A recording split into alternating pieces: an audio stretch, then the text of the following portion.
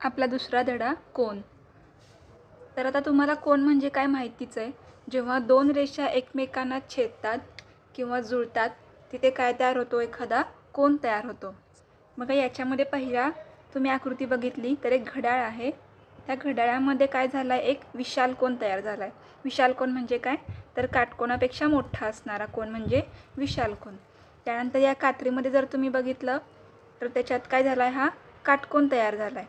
आणि तिसऱ्या आकृतीमध्ये काय आहे, तर लघु कोन आहे. म्हणजे काय आहे, काटकोनपेक्षा एक छोटा कोन आहे. हे आपल्याला सगळं झालेलं आहे आधीच. इथे बघा काय विचारलं त्यांनी, कोनाचे नाव, कोनाचे शिरोबिंदू आणि कोनाच्या बाजू. पहिला कोन आहे आपला PYR, दुसरा आहे कोन LMN आणि तिसरा आहे कोन BOS. तिथे मी शिरोबिंदू आणि बाजू काय आहेत लिहून घेतले आहेत. तर पहिल्याचे शिरोबिंदू कोणते कोणते आहेत, तर P, Y आणि R हे सगळे बिंदू शिरोबिंदू आहेत. दुसऱ्याचे आहेत बिंदू L, बिंदू M आणि बिंदू N हे शिरोबिंदू आहेत. आणि तिसऱ्याचे बिंदू B, बिंदू O आणि बिंदू S. त्यानंतर आपल्याला त्यांच्या बाजू लिहायच्या होत्या. बाजू कोणत्या कोणत्या येतील बघा, तर बाजू YP, बाजू YR, ह्याच्या कोणत्या येतील, बाजू ML, बाजू MN आणि तिसऱ्याच्या बाजू OB आणि बाजू OS. ही आपली सारणी पूर्ण झाली. पुढे आपण बघूया. आता आपण वेगवेगळ्या प्रकारचे कोन बघणार आहोत. तर बघा, ही जर तुम्ही पहिली आकृती बघितली, आकृती A, याच्यामध्ये दोन रेषा आहेत त्या एकमेकांवर काय आहेत, दाखवलेल्या आहेत. तर जेव्हा असा कोन असतो त्याला काय म्हणतो आपण, शून्य कोन. म्हणजे त्याचं माप किती असतं, तर 0 डिग्री. ठीक आहे. जर तुम्ही कोन मापकाने बघितला तर तो काय असतो, 0 डिग्रीचा असतो, म्हणून त्याला शून्य कोन म्हणतात. त्यानंतर दुसरा B आकृती आहे. त्याच्यामध्ये काय केलं आहे, जी दुसरी लाईन होती किंवा दुसरी रेषा होती ती काय केली आहे, थोडीशी अशी वर नेली आहे. मग तो काय झाला आहे, तर 0पेक्षा जास्त डिग्रीचा कोन झाला आहे, पण तो 90 अंशाचा नाही आहे. बरोबर, 90 अंशापेक्षा कमी मापाचा आहे, म्हणून त्याला काय म्हणतो आपण, लघु कोन. ठीक आहे. म्हणजेच लघु कोन हा काय असतो, 0 अंशापेक्षा मोठा परंतु 90 अंशापेक्षा लहान असतो लघु कोन. तिसरा बघा काय आहे, इथे बरोबर 90 अंशाचा काय केला आहे, कोन केला आहे इथे दोन बाजूंमध्ये. मग जो कोन 90 अंशाचा असतो त्याला आपण काय म्हणतो, तर काटकोन. त्यानंतर चौथा प्रकार बघा, D मध्ये काय केलं आहे, ती बाजू जी आहे ती जराशी अजून पुढे नेली आहे. आता ती काय झाली आहे, 90 अंशापेक्षा जास्त मापाचा कोन झाला आहे तो. तर हा जो कोन आहे तो 90पेक्षा जास्त, पण काय आहे, 180 अंशापेक्षा लहान आहे. अशा कोणाला आपण काय म्हणणार आहे, तर विशाल कोन. बरोबर. त्यानंतर E आकृतीमध्ये काय झाले बघा, दोन्ही पण रेषा एका सरळ रेषेमध्ये आहेत. बरोबर. तर बघा, या स्थितीमध्ये काय असतं, त्या कोणाचं माप किती असतं, 180 अंश असतं. तर ह्या वेळेस त्याला काय म्हणतात, तर सरळ कोन. बरोबर. 180 अंशाचा जो कोन असतो त्याला सरळ कोन म्हणतात. F आकृतीमध्ये बघा काय झालं आहे, जी दुसरी बाजू आहे ती अजून जराशी पुढे नेली आहे. म्हणजे ती 180 अंशपेक्षा जास्त मोठा कोन काढला आहे, तेव्हा त्याला काय म्हणतात, तर प्रविशाल कोन. बरोबर. म्हणजे हा काय असतो, 180 अंशपेक्षा मोठा पण 360 अंशपेक्षा लहान असतो, याला म्हणतात प्रविशाल कोन. त्यानंतर शेवटच्या G आकृतीमध्ये जर तुम्ही पाहिलं, जी दुसरी बाजू होती ती पूर्ण फिरवून काय केली आहे, परत त्याच बाजूवर आणून ठेवली आहे. तेव्हा तो जो कोन असणार आहे तो काय असतो, 360 अंशाचा असतो. बरोबर. तेव्हा त्याला काय म्हणतात, तर पूर्ण कोन. ठीक आहे, त्याला म्हणतात पूर्ण कोन. तर हे झाले आपले कोनाचे वेगवेगळे असे प्रकार, शून्य कोन, लघु कोन, काटकोन, विशाल कोन, सरळ कोन, प्रविशाल कोन आणि हा पूर्ण कोन. आता बघा, आपण बघूया आपला सराव संच 2. याच्यामध्ये पहिला प्रश्न काय आहे, तर जोड्या लावा. बघा, पहिला काय आहे, 180 अंश. 180 अंश म्हणजे आपण काय पाहिलं, तर सरळ कोन. बरोबर. जेव्हा दोन रेषा एका सरळ लाईनमध्ये असतात तेव्हा काय असतो, त्यांच्यामध्ये हा 180 अंशाचा कोन असतो. म्हणजेच ह्याचं आपण इथे जोडणार आहे. त्यानंतर पुढचा आहे 240 अंश. 240 अंश म्हणजे काय, तर 180 अंशपेक्षा मोठा पण 360पेक्षा लहान. मग अशा वेळेस त्याला काय म्हणतो आपण, प्रविशाल कोन. त्यानंतर हा 360 अंश म्हणजे काय असतो, तर पूर्ण कोन. आणि 0 अंश म्हणजेच काय असतो, तर शून्य कोन. हे झाला आपला पहिला प्रश्न. तर आता पुढचा दुसरा प्रश्न काय आहे बघा. आपल्याला कोनांची मापे दिली आहेत, त्याच्यावरून आपल्याला त्याचा प्रकार लिहायचा आहे. जर तुम्ही पहिला बघितला तर 75 अंश. 75 अंश म्हणजे काय आहे, 90 अंशापेक्षा लहान आहे. म्हणून पहिल्याचा प्रकार कोणता येणार आहे, तर लघुकोन, कारण तो 90 अंशापेक्षा लहान आहे. ठीक आहे. त्यानंतर पुढचा बघा दुसरा नंबरचा की 0 अंश. 0 अंश म्हणजे सोपंच आहे, शून्य कोन, बरोबर. त्याच्यानंतर तिसरा बघा काय आहे आपल्याकडे की 215 अंश. तर 215 अंश म्हणजे काय, 180 अंशपेक्षा मोठा आहे पण 360पेक्षा तर तो लहानच आहे. म्हणून त्याचं काय येणार आहे, तर प्रविशाल कोन. ठीक आहे. त्यानंतर पुढचा बघा 4 नंबरचा 360 अंश म्हणजे काय असतो, तर हा पूर्ण कोन. पूर्ण कोन 360 अंशाचा असतो. त्यानंतर 5 नंबरचा बघा कोणता आहे, 180 अंश म्हणजे हा काय आहे, तर सरळ कोन. सरळ कोन. त्यानंतर 6 नंबरचा बघा काय आहे, 120 अंश. हा काय आहे, 180पेक्षा लहान आहे पण 90पेक्षा जास्त आहे. म्हणून काय असणार आहे, हा फक्त विशाल कोन, कारण तो 180पेक्षा लहान आहे. म्हणून हा असणार आहे विशाल कोन. त्यानंतर बघा 7 नंबरचा काय आहे, हा 148. मग हा 180पेक्षा लहान आहे पण 90पेक्षा जास्त आहे. म्हणून 7 नंबरचा काय असणार आहे, तर फक्त विशाल कोन. जर तो 180पेक्षा जास्त असता तर तो आपण प्रविशाल लिहिला असतं. आणि 8 नंबरचा बघा काय आहे, 90 अंश. हा काय असतो, काटकोन. काटकोन नेहमी 90 अंशाचाच असतो, काटकोन. तर तिसरा प्रश्न बघा काय आहे, आकृत्या बघायच्या आहेत आणि आपल्याला त्यांच्या कोनांचा प्रकार लिहायचा आहे. ए जर आकृती बघितली तर हा काय आहे, 90पेक्षा छोटा कोन आहे, म्हणजेच काय आहे, हा लघु कोन. त्यानंतर बी जर आकृती पाहिली तर इथे तुम्हाला हे जे चिन्ह दिसते ना, हे चिन्ह लक्षात ठेवा, हे कशाचं असतं, काटकोनाचं. मग हा असणार आहे आपला काटकोन. ठीक आहे. त्यानंतर सी आकृती जरा तुम्ही नीट लक्ष द्या. हे जे आपल्याला इथं हा जो बाण काढून दिलाय गोल असा, तो आतून नाही आहे तर हा खालून म्हणजे बाहेरून आहे, बरोबर, असा आहे. म्हणजेच हा जो कोन आहे तो इथे नाही मोजलेला. जर तो असा मोजला असता तर तो विशाल कोन झाला असता, पण हा काय आहे, इकडून मोजलाय असा. म्हणून तो काय असणार आहे, तर प्रविशाल कोन, कारण तो 180पेक्षा मोठा आहे. म्हणून आपण इथे काय लिहिणार आहे, तर प्रविशाल कोन. प्रविशाल कोन. मी तुम्हाला अजून एकदा समजावून सांगते ह्या कोनाचं.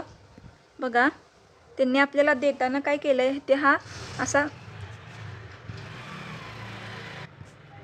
इथं जे त्यांनी आपल्याला दाखवलं आहे ह्या पद्धतीचं, हे म्हणजे काय, आपल्याला कोन इथून मोजायचा आहे. हा केवढा कोन झाला आहे तो मोजायचा आहे. जर तुम्ही हा कोन मोजला तर तुम्हाला कळेल की तो 180 अंशपेक्षा मोठा आहे. म्हणून तो काय असणार आहे, तर प्रविशाल कोन. त्यानंतर डी ही जी आकृती आहे ती बघितली तर काय, कसा आहे कोन, असा हा आहे, म्हणजे हा सरळ कोन आहे. तो किती आहे, 180 अंशाचा आहे, म्हणून हा सरळ कोन.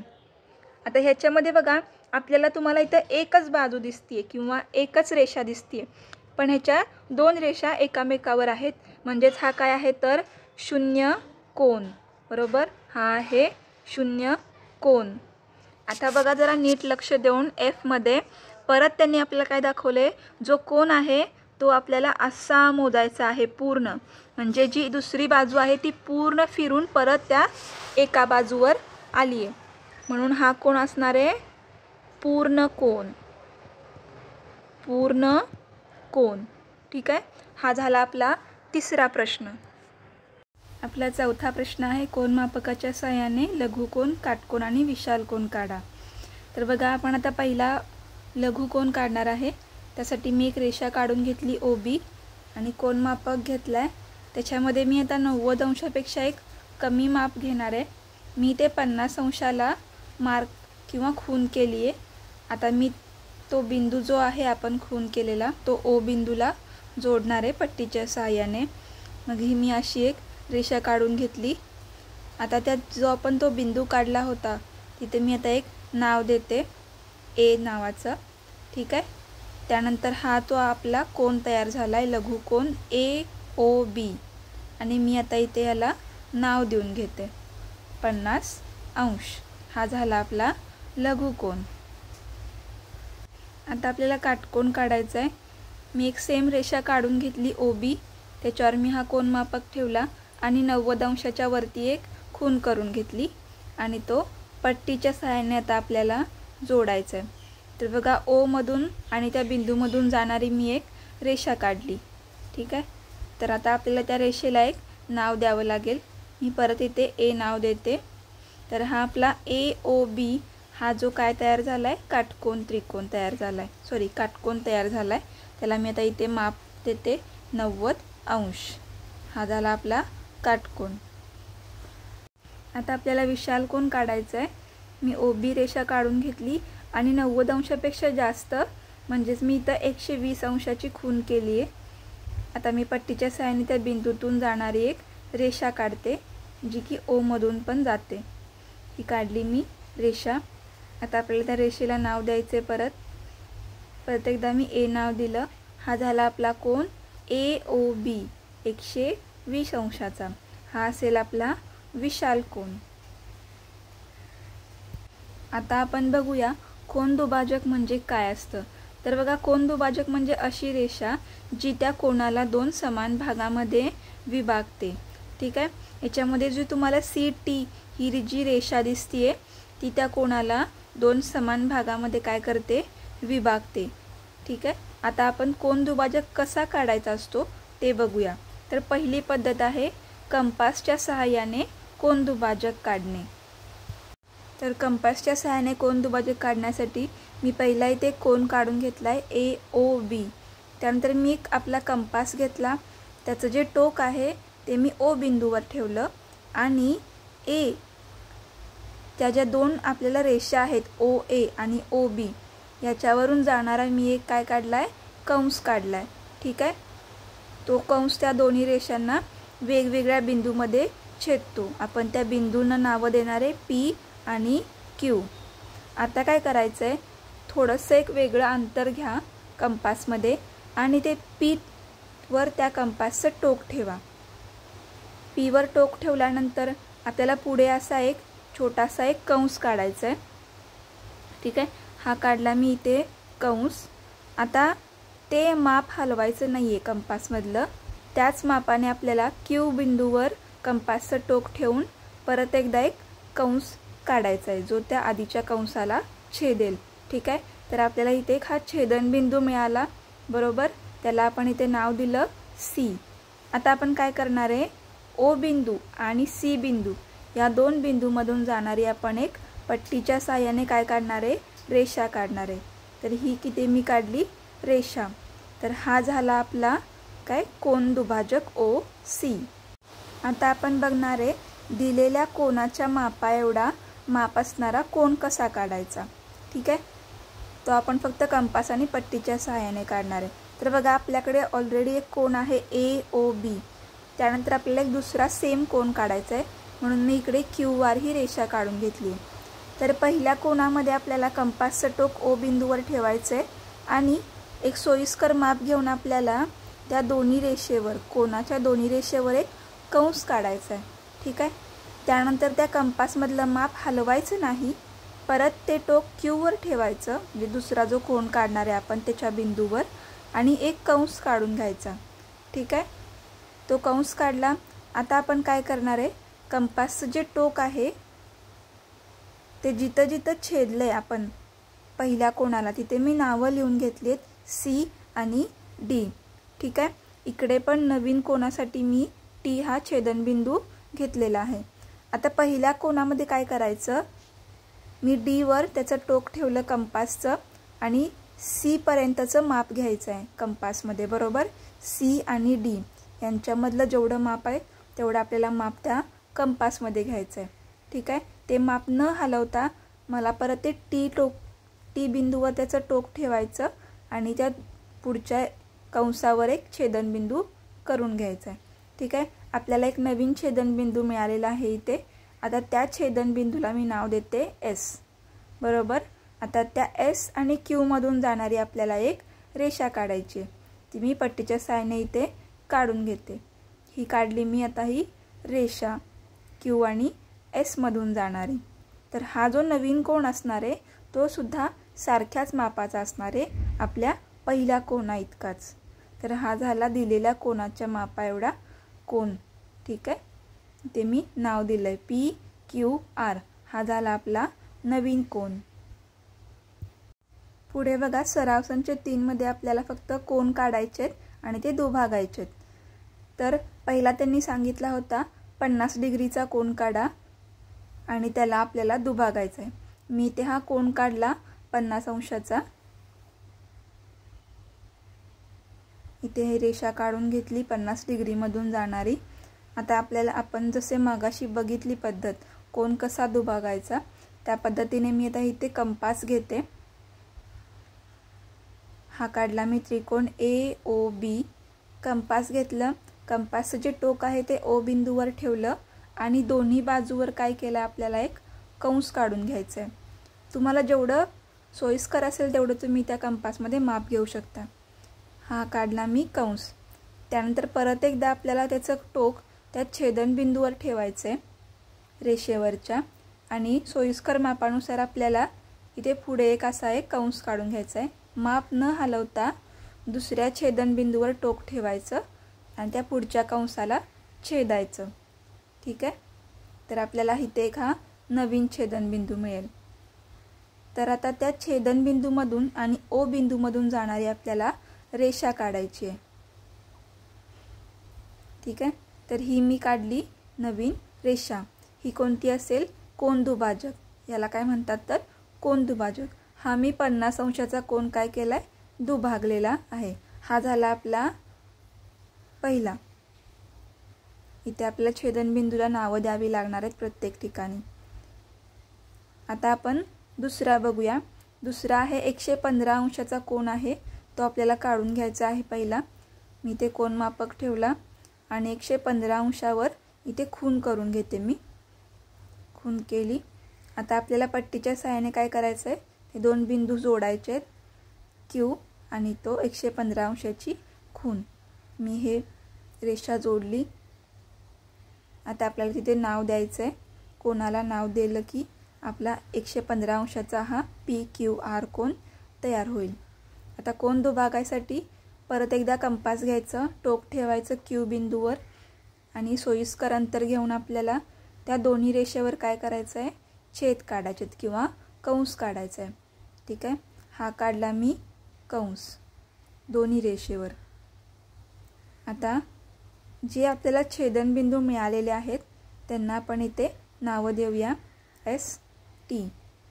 आता मी काय करणार, कंपासचं टोक T बिंदूवर ठेवणार आणि मला जेवढं हवं आहे किंवा तुम्हाला जेवढं हवं असेल तेवढं माप घ्या आणि पुढे असा एक छेद काढायचा आहे। छेद काढला, आता ते माप हलवायचं नाही आहे आपल्याला, त्या सेम मापाने आपल्याला टोक जे आहे ते S बिंदूवर ठेवायचं आणि त्या कंसाला परत एकदा छेदायचं आहे, ठीक आहे। तर हा आता आपल्याला इथे नवीन बिंदू मिळाला, बरोबर। आता त्या बिंदूला आपण इथे नाव देऊया M। तर आता Q आणि M या दोन बिंदूमधून जाणारी आपल्याला एक रेषा काढावी लागेल, तो असेल आपला कोन दुभाजक। हा झाला QM, आपला PQRचा कोन दुभाजक। हा होता 115 अंशाचा। आता पुढे तिसरा प्रश्न आहे, 80 अंशाचा कोन आपल्याला दुभागायचा आहे। मग मी इथे लाईन काढून घेतली, रेषा काढून घेतली, 80 अंशावर इथे मी खून केली। आता आपण पट्टीचा उपयोग करून ते दोन बिंदू जोडून घेऊया। हा मग आपला तयार होईल 80 अंशाचा कोन तयार होईल. ठीक आहे, ही मी काढली रेषा. तर आपण त्या रेषेला नाव देऊया इथे त्या बिंदूला.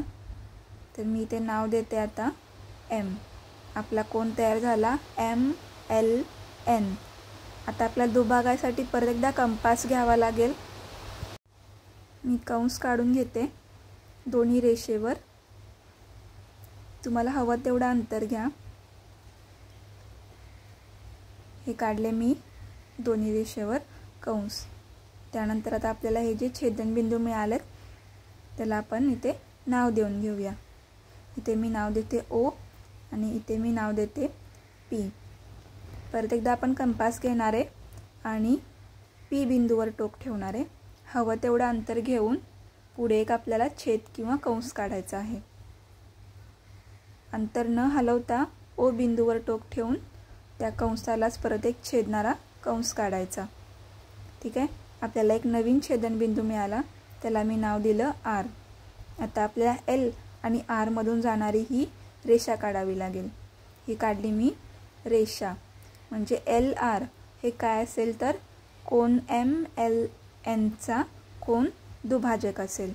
ठीक आहे, आता चौथ्यामध्ये आपल्याला सांगितलं आहे 90 अंशाचा कोन जो आहे तो आपल्याला दुभागायचा. इथे मी पहिला इथे 90 अंशाचा कोन काढून घेते. तर इथे मी 90 अंशाजवळ खूण केली. आता मी ती पट्टीच्या सहाय्याने जोडून घेते Y आणि ती खूण. तर ही झाली माझी ती रेषा. आता माझा हा कोन तयार झाला आहे. ते आपल्याला नाव द्यायचं आहे XYZ. तुम्हाला जे हवं ते तुम्ही नाव देऊ शकता. परत एकदा कंपास घेतला. दोन्ही रेषेला आपल्याला कंस काढायचे आहेत ठराविक अंतर घेऊन. दोन्ही रेषेवर मी हे कंस काढले. आता त्या छेदनबिंदूला नाव द्या. त्यानंतर पहिल्या छेदनबिंदूवर कंपासचं टोक ठेवायचे आपल्याला. A आणि B मी नावं दिलेली आहेत.